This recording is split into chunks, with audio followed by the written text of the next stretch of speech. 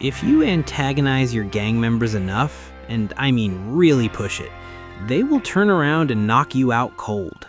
No warning, no dialogue, just Arthur hitting the floor. And honestly, he deserves it every time. Early in Chapter 1, you run into a man named Jimmy Brooks. Standard encounter. You can spare him or not. Most people don't think twice about it either way. But if you let him go, he gives you a pen before he leaves. Open Arthur's journal after that. The handwriting is cleaner. The entries are neater. A throwaway moment with a stranger you spent 30 seconds with quietly changed how Arthur documents his entire life. The game registered it. Rockstar just never told you. Now, before anything else, the scale of what was actually built here. 300,000 individual animations, 500,000 lines of dialogue. You could play this game a dozen times and still encounter voice lines that have never triggered for you, still see animations you've never seen before. The game is wider than any single playthrough can contain. And tucked inside all of that is a working ecosystem. Animals hunt each other constantly, not in scripted moments, not as triggered events, an actual predator-prey system running in the background while you're doing something else entirely. Eagles grab snakes out of the air, wolves run deer across open fields, alligators pull things under. You can stumble across any of it at any point, and it has nothing to do with you. The world doesn't wait for you. It's already happening. Stand completely still somewhere out in the wilderness. Don't move, don't interact, just watch. Within 10 minutes, you'll see travelers passing on roads going somewhere, animals crossing clearings on their own schedules, strangers arguing, getting robbed, getting lost, a hawk circling something dead you haven't spotted yet. Dozens of unscripted events running simultaneously, none triggered by you. The world is on its own clock, and you just happen to be standing in it. Every NPC in every town runs on that same clock. Shopkeepers open in the morning, check inventory, take breaks, close at night. Farmers head out to their fields at dawn and come back when the sun drops. Follow someone for a full in-game day, and you'll see the complete arc of their life. Where they go, who they talk to, when they eat, when they sleep.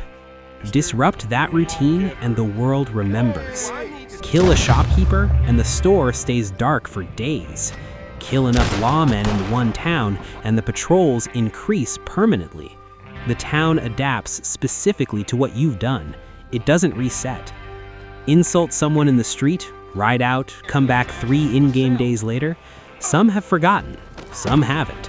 The grudge is still sitting there, unresolved, and the next interaction tells you which one you're dealing with. Rob a store once, and that shopkeeper draws on you the next time you walk through the door before you've done anything, because you already did something. They know. The clothes you wore during a robbery matter more than the mask. Some NPCs still identify you afterward, not from your face, but from the rest of you. The jacket, the hat, the silhouette. If you didn't change clothes after the job, you might as well have left your name. And those clothes carry consequences beyond recognition. Wear a heavy winter coat into the desert, Arthur sweats, visibly. Walk into a blizzard in light clothing, and his health starts draining quietly in the background. The game runs a full temperature system that it never announces, never explains in a tutorial. It just works. After swimming, your clothes stay wet, dark, heavy, soaked, until they actually dry in real time as you move. When it rains and you're covered in blood, the stains fade slowly, not instantly. The rain works at it. Mud builds up on your boots, your coat, your face in actual layers as you move through wet terrain. It's not a texture swap, it accumulates. Ride through town too fast and people yell at you. Not a wanted level, not a crime, just townsfolk telling you to slow down. The social contract of an 1899 frontier town runs in the background alongside everything else. Fire a warning shot, aim into the air and pull the trigger, and some NPCs scatter instead of fighting. The threat alone is enough. They don't need to see the bullet land. And if you want precision over power, a perfect dead-eye shot to the hand will knock a weapon out of an enemy's grip entirely. They drop it. Some surrender. You can end a fight without a body if you're accurate enough. The guns degrade. A dirty weapon, when you haven't maintained, will misfire, lose accuracy, reload slower. The degradation is gradual and real, and it finds you at the worst possible moment if you're not paying attention to it. Heavy rain makes it worse. The handling changes in wet weather. The visibility drops. The mud collects on your face while you're trying to aim through it. And after a melee kill, your knife or hatchet stays bloody, visibly bloody. You walk into the next situation already marked. Shoot someone in the arm.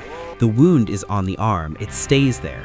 Blood spreads from the point of entry. Clothes tear where the bullet hit. If they're still alive, they compensate for it.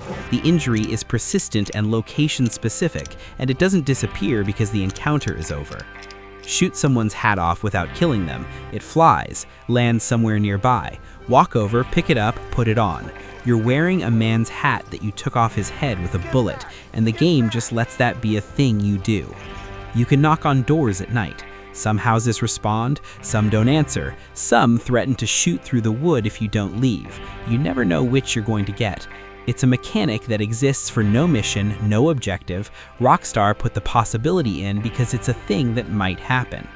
The theater in Insane D runs complete performances, not ambient loops, actual shows that run from beginning to end. You can sit in the audience and watch the whole thing through, start to finish, like you paid for a ticket.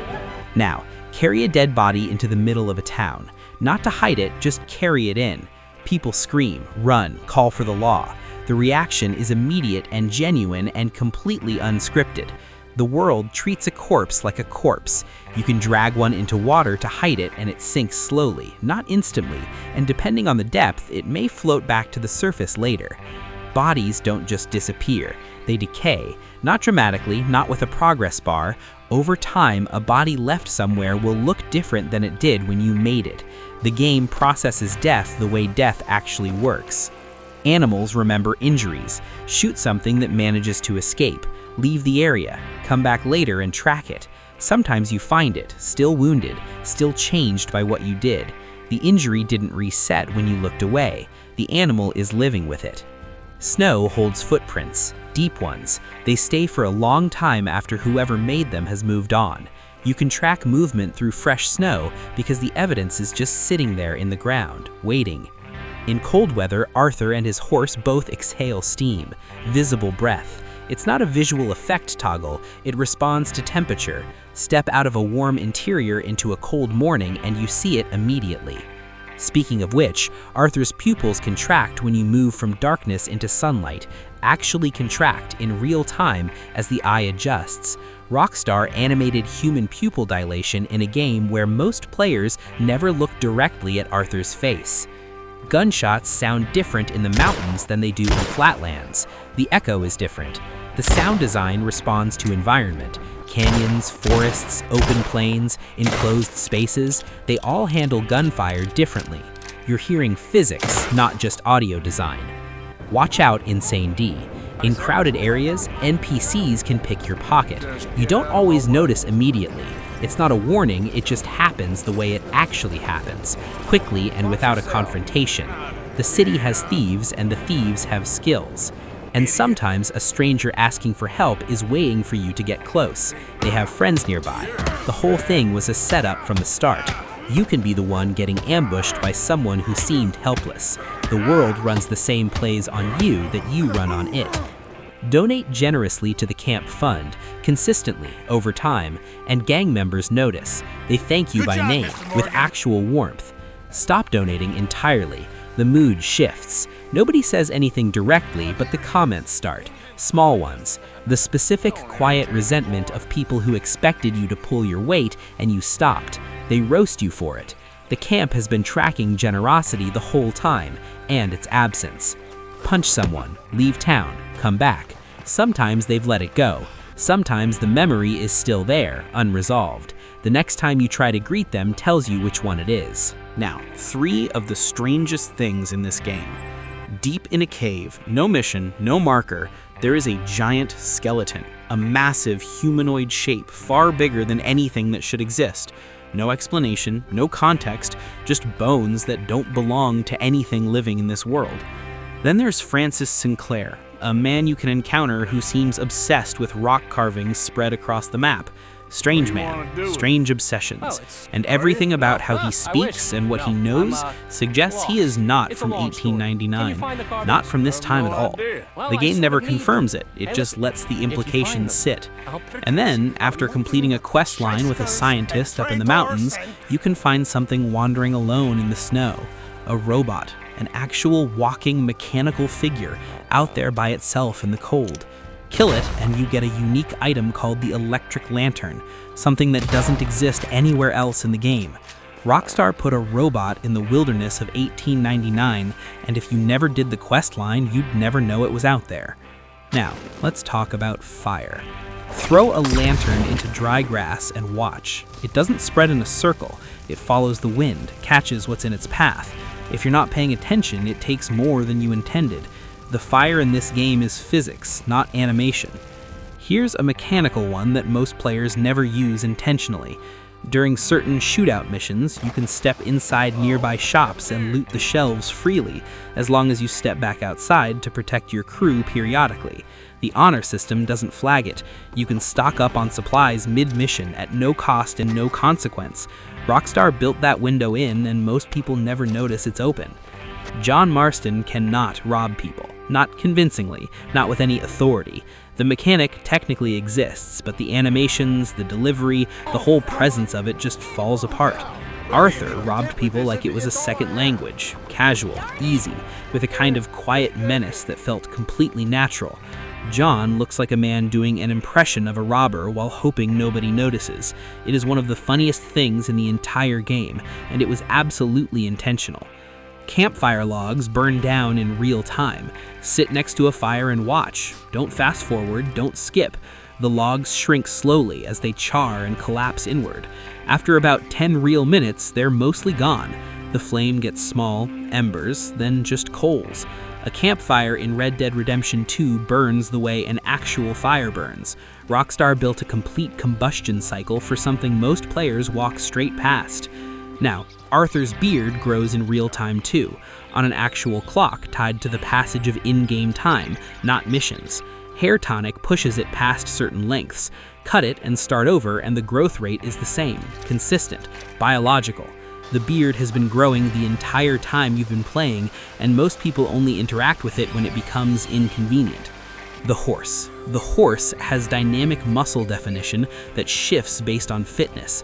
The coat changes with temperature and weather. In cold weather, certain anatomical details on the horse, and I will let you look that up yourself, shrink visibly. Rockstar modeled horse biology with more clinical investment than most studios put into their main characters. They knew exactly what they were doing. Every single one of them knew. Hold a fish out of water long enough after catching it. It dies. The struggle slows, stops. You're holding something dead. Most games end the catch animation the moment the fish is out of the water. This one tracks what happens next. Big fish are visibly heavier. You can see it in how Arthur handles them, the resistance, the shift in weight. The game is simulating the physical mass of a fish.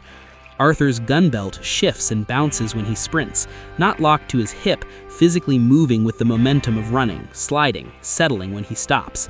It's a detail that lives in the peripheral vision of running, and you'd only ever catch it if you were specifically looking for it. NPCs can misfire their own weapons.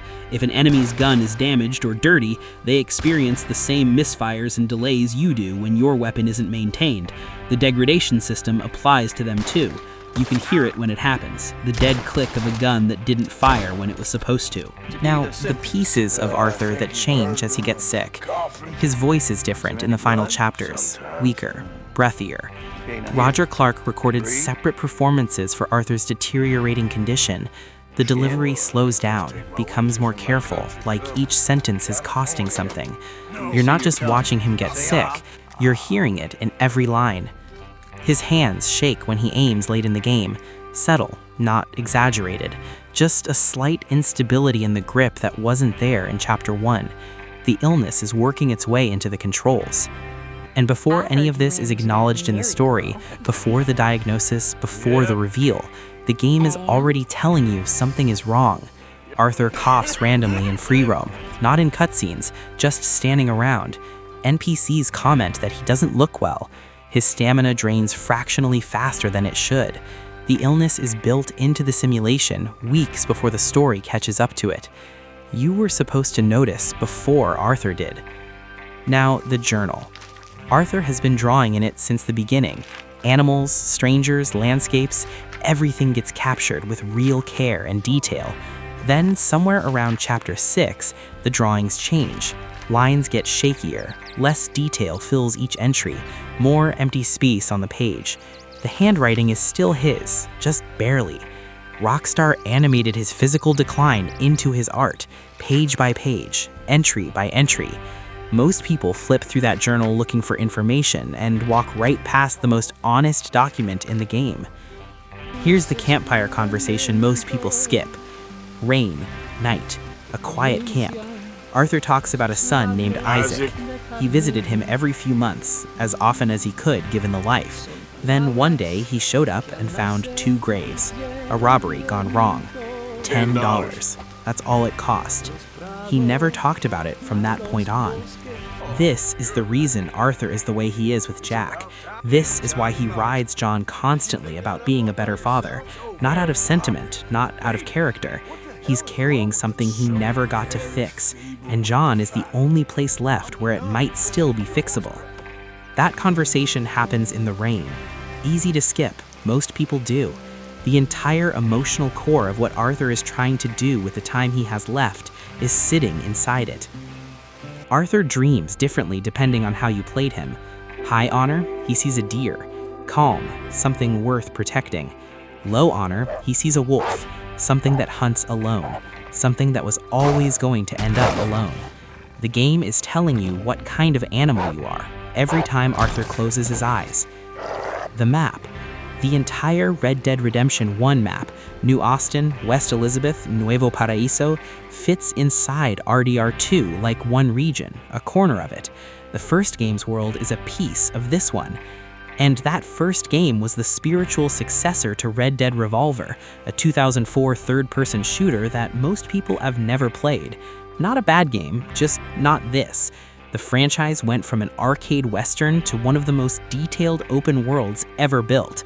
About 15 years, one studio.